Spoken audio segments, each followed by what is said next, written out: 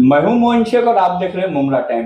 दोस्तों, जैसे कि आप लोग जानते हैं, अभी कुछ दिनों पहले महाराष्ट्र के शहर कोल्हापुर के अंदर जिस तरीके से मतलब एक तनाव पैदा हुआ, और ये तनाव इसलिए पैदा हुआ कि वहां पे कुछ मुस्लिम बच्चों ने, जो नाबालिग थे, उन्होंने व्हाट्सएप के स्टेटस पे औरंगजेब रहमतुल्लाह अलैह की तस्वीर लगाई थी। उसको लेके शहर में काफी विवाद हुआ। हालांकि उन लड़कों को पकड़ के मारा पीटा भी गया और एक रैली भी निकाली गई हिंदूवादी संगठनों द्वारा।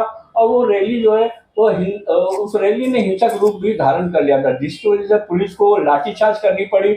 माहौल काफी तनावपूर्ण हो गया था कोल्हापुर का। वहां पे कर्फ्यू लग गया था और जो इंटरनेट सेवाएं हैं वो भी कुछ घंटों के लिए बंद कर दी गई थी। तो कुल मिला के वहां पे स्थिति काफी तनावपूर्ण बनी हुई है। और उसके साथ ही अगर हम मुमरा की बात करें तो मुमरा के अंदर ऐसा देखने में आ रहा है कि पिछले कुछ समय से जिस तरीके से शहर को बदनाम करने की कोशिश की जा रही है, जिस तरीके से यहाँ के मुसलमानों को टारगेट किया जा रहा है मेन स्ट्रीम मीडिया द्वारा, वो भी काफी चिंता का विषय है। इसी संबंध में बात करने के लिए आज हमारे साथ शहर के एनसीपी पार्टी के जो वरिष्ठ नेता है सैयद अली भाई साहब, वो हमारे साथ यहाँ पे मौजूद। तो आइए हम उनसे विस्तार से चर्चा करेंगे। ये जो मामले सामने आ रहे हैं, फिर चाहे वो कोल्हापुर का मामला हो या मुमरा का धर्मांतरण से जुड़ा हुआ मामला, देखते हैं उनका क्या कहना है इन सारे मामलों को लेकर। देखिए, ऐसा है कि इस वक्त देश के अंदर जिस तरीके से पिछले रिजीम का दौर गया, फिर ये रिजीम आया, सेकंड रिजीम आई मोदी जी की, इसमें ऐसे लोगों को फ्री छूट दे दी गई है कि आप कुछ भी कर सकते हो। भाईचारा ख़त्म कर दिया गया पूरे हिंदुस्तान में। छोटे छोटे मुद्दों को बड़ा बनाया जाता है। जो चीज़ें को ना देखने की चीज़ें थी उसको बना के एक बदनाम करने की साजिश की जाती है। जैसा कि कोई इतना बड़ा मुद्दा वो नहीं था, लेकिन उसको इतना बड़ा बना दिया गया कि ऐसा लगा कि अब इसी के ऊपर महाराष्ट्र की राजनीति चलेगी या देश की राजनीति इसी हिंदू मुसलमान पे चलते रही है, चलते रहेगी, पाकिस्तान पे चली है, चलने। लेकिन ये है कि कर्नाटक के चुनाव के बाद से ये चीज़ ख़त्म हो गई, क्योंकि वहाँ पे भी खूब किया गया, जितना हो सका लास्ट स्टेज तक पहुँच गए, लेकिन उसका जवाब वहाँ की आवाम ने उल्टा दे दिया। और अभी रिसेंटली आने वाले चुनाव में मध्य प्रदेश है, उत्तर प्रदेश है, राजस्थान है, तो इनको ये काम करना है, क्योंकि इनके पास दूसरा कोई मैदान में जाने का कोई रास्ता नहीं कि हमने विकास किया, हमने कोई नई चीज़ें बनाई, हमने कोई नया कुछ इजाद किया, भारत कुछ अच्छी तरफ बढ़ रहा है। तो इन्होंने कुछ ऐसा किया हुआ नहीं, सिर्फ यही है मंदिर, मस्जिद, ज्ञानवापी, बाबरी मस्जिद, यही सब मामला था। तो अब कहीं ना कहीं वो इसी चीज को ढूंढते हुए कि ये बोलते हैं ना कि पहलवान गुलाटी मारना नहीं भूलता है, वो चाहे कितना भी बुढ़ा हो जाए। तो फिर भी ये लोग जो है इसी तरीके की हरकत करके, और सबसे सॉफ्ट टारगेट जो होता है वो मुसलमान होता है, माइनॉरिटीज के लोग होते हैं ज्यादा।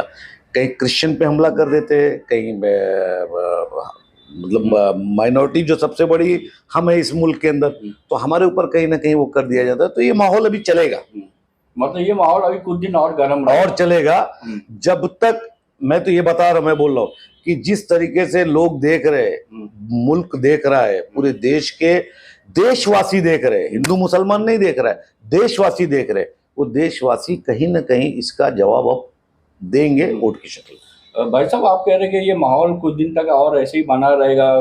काफी गर्म हो चुका है ये माहौल, क्योंकि जो बीजेपी के जो नेता है नीलेश राणे, मैं देख रहा था एक खबर के अंदर उन्होंने जो आपकी पार्टी के जो सुप्रीमो है एनसीपी के शरद पवार साहब, उनको लेके काफी विवादित टिप्पणी की है। उन्होंने कहा है कि शरद पवार जो है आज के दौर के औरंगजेब के अवतार है।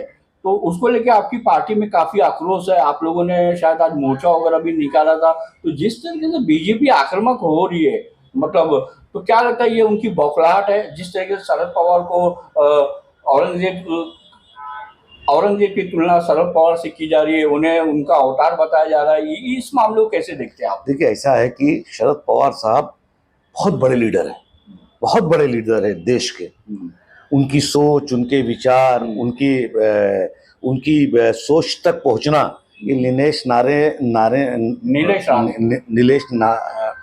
राणे और नारायण, इवन जितने भी राणे हैं, उनकी वहां तक सोच ही नहीं है। शरद पवार एक ऐसे नेता है इस मुल्क के अंदर कि वो वो देश के ऊपर बात करते हैं। जब मुल्क के अंदर सारे लोग खुश रहेंगे तो ही मुल्क आगे बढ़ेगा। मुल्क में लड़ाई झगड़ा मारपीट आपस में लड़ना आपस में करना ये नहीं। रहा सवाल क्या नाम है अपना पवार साहब पे टिप्पणी करने का मतलब कि सूरज को सूरज की तरफ रख के मुंह थूकना और वो थूक उनके बदन पे गिरेगा। नीलेश राणे अभी ताजा ताजा बीजेपी में गए, 2-3 पार्टियों में जाके फिर बीजेपी में पहुंचे, तो वहां बीजेपी में ये साबित करना पड़ता है कि कौन कितना गंदा बोल सकता है किसी के भी पति। तो कहने का मतलब कि बीजेपी ने नीलेश राणे को खुली छूट दिया है कि आप जो है पवार साहब जैसे लीडर, आप देशवासियों के जैसे लीडर, आप क्या नाम है अपना माइनॉरिटीज के खिलाफ, आप क्रिश्चियंस के खिलाफ, आप बहुजन के खिलाफ बोलो, आपको बोलने का राइट दिया गया है। तो ये उनकी मनी वो है कि वो बोलेंगे और उनके बोलने से सुन लीजिए कंकोली के अलावा कहीं असर भी नहीं होता है। हो सकता है कि वो जिस क्षेत्र के हैं वहां पे भी शायद उनको उतना मतलब पसंद नहीं किया जाता है। तो ये सब लोग ऐसे ही लीडर रहेंगे, ये ऐसे ही करते रहेंगे। अच्छा, और खैर ये तो कोल्हापुर की बात होगी। भाई साहब, आप मुमरा के ताल्लुक से मतलब मुमरा को कैसे देखते कि जिस तरीके से मेन स्ट्रीम मीडिया जो है वो बार बार मुमरा की छवि को खराब करने की कोशिश कर रहा है, उस बारे में आपका क्या कहना है? कि अभी हाल ही में 2 ऐसे मामले हैं जो चर्चा का विषय इस वक्त बने हुए शहर के अंदर। पहला मामला जो ये खबरें मतलब आ रही है, ये चलाई जा रही है कि मुमरा के अंदर 400 लोगों का धर्मांतरण हुआ है। और दूसरी खबर ये कि दारुल फलाह मस्जिद के पास एक बैनर लगा हुआ है, उस बैनर के अंदर मतलब कुछ बातें लिखी हुई, जिसके अंदर मतलब उसका मेन उद्देश्य ये था उस बैनर का जिसने भी लगाया वो कि मुस्लिम बच्चों को आज के माहौल में किस तरीके से उनकी परवरिश की जाए और क्या क्या मतलब उनको मतलब तरबियत दी जानी चाहिए, वही उस बैनर में लिखा है। लेकिन उस बैनर को लेके भी शहर के अंदर काफी चर्चाएं हो रही है, मेन स्ट्रीम मीडिया भी उसको लेके मतलब मुमरा को टारगेट कर रहा है। इन कैसे देखते हैं आप इन दोनों मामलों को लेके, और जो ये मेन स्ट्रीम मीडिया जिस तरीके से मुमरा को बदनाम करने की कोशिश कर रहा है उस बारे में आपका क्या कहना है? देखिए, ये हर दौर में हुआ। जब सिंघारी साहब यहाँ कमिश्नर थे, थाना के कमिश्नर थे, तो उनको मुंबई पुलिस कमिश्नर बनना था।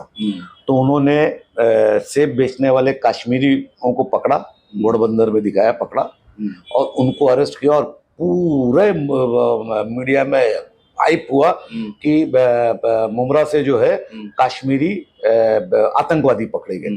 बाद में हालात ऐसे हुए कि उनको ऐसे ही छोड़ देना पड़ा कि कुछ था ही नहीं, उनको कमिश्नर बना और वो मुंबई कमिश्नर बन गए। एक चीज। दूसरी एक मरतबा और हल्ला हुआ कि मुमरा की पहाड़ी की बस्तियों के अंदर जो है अफगानिस्तान से तालिबान आके रह रहे हैं।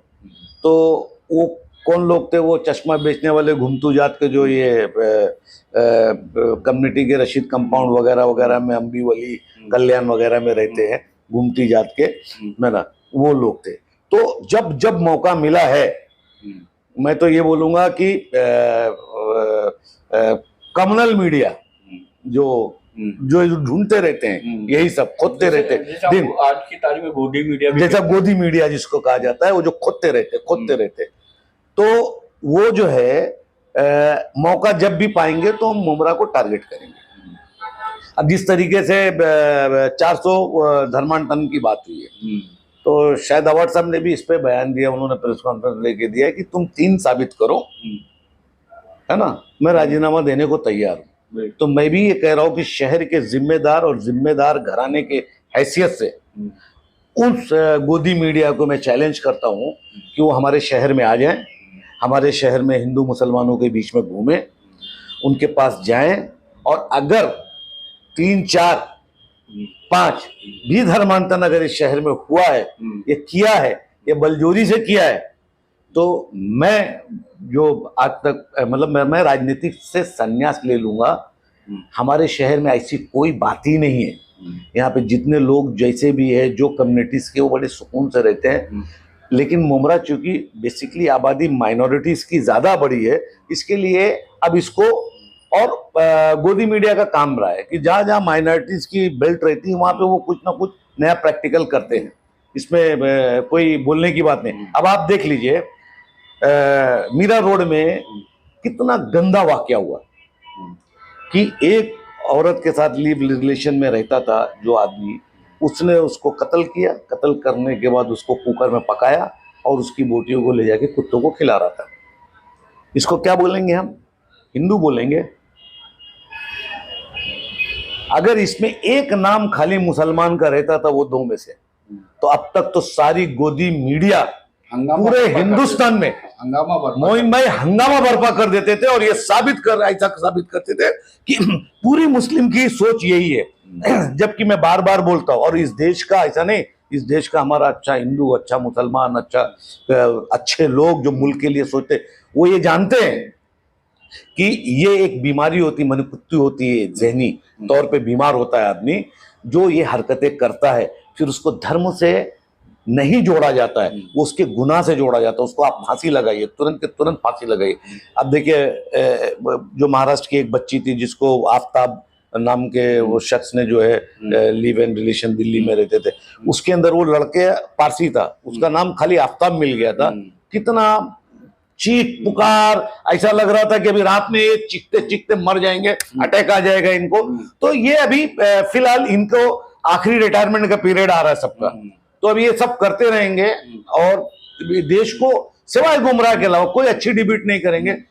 हिंदू मुसलमान, पाकिस्तान, क्या नाम है, अकबर, हुमायूं, लव जिहाद, ना पता नहीं क्या लैंड जिहाद, ना इस तरीके के वो नए नए जिहाद लाते रहेंगे, क्योंकि इन चिंटुओं को यही बताया गया कि ये करो। अच्छा भाई साहब, अब थोड़ा नेशनल उसके ऊपर इशू पे बात करते हैं कि आप जानते हैं कि अभी कुछ महीनों पहले जिस तरीके से हिमाचल प्रदेश और कर्नाटक के अंदर चुनाव हुए विधानसभा के, और उन चुनाव के अंदर जिस तरीके से कांग्रेस ने करारी शिकस्त दी है बीजेपी को, आपको क्या लगता है कि आने वाले दिनों में जो स्टेट के अंदर विधानसभा के चुनाव होंगे और लोकसभा के जो चुनाव होंगे उसमें आपको स्थिति कैसी नजर आ रही है आपको? देखिए, मुझे ऐसा लग रहा है कि देश के लोगों ने समझ लिया है कि ये झोला उठा के चल देंगे 2024 में, है ना। इन्होंने साफ कहा है कि फकीर हूँ, झोला लेके चल दूंगा और देश ऐसा छोड़ देंगे। लोग समझ गए हैं कि नौकरियां नहीं हैं, लोग समझ गए हैं कि करेंसी के ऊपर जो मसले हुए, कभी ये नोट बंद, कभी ये नोट बंद, कभी ऐसा, मतलब एक मुल्क को जिस तरीके से मजाक बनाया गया है पूरे दुनिया के अंदर, विश्व के अंदर, और जिस तरीके से इनकी सोशल मीडिया बोलती है, करती है, तो उससे देश के लोग समझ गए। आप देखिए कि रेल हादसा हुआ, अब तक का मेरे ख्याल से तीसरा सबसे बड़ा हादसा हमारे मुल्क का हुआ। रेल मंत्री का कोई बयान नहीं आता है, प्रधानमंत्री जी सामने आ जाते हैं मेरा। तो रेल मंत्री कहाँ है?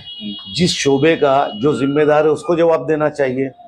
तो हर चीज मोदी जी अपने ऊपर लेते हैं, और मैं ये समझता हूँ कि 2024 की हार की भी जिम्मेदारी मोदी जी ही लेंगे। और ये आखिरी स्टेज है, इसमें खूब हिंदू, मुसलमान, क्रिश्चियन की आबादी बढ़ गई, मुसलमान धर्मांतरण कर रहा है, क्या नाम है अपना, लव जिहाद, सोशल जिहाद, समझा ना, सारी बातें होगी।